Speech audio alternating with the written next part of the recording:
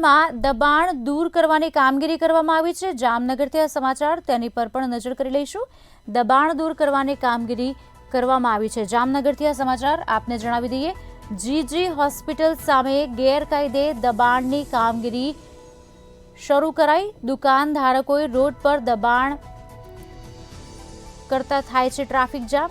બે દુકાનધારકો સામે પગલાં લેવામાં આવ્યા। મનપા એસેટની ટીમ દ્વારા કામગીરી કરવામાં આવી। દબાણ દૂર કરવાની કામગીરી કરવામાં આવી। જામનગરમાં આપને જણાવી દઈએ સમાચાર, જીજી હોસ્પિટલ સામે ગેરકાયદે દબાણની કામગીરી શરૂ કરાઈ।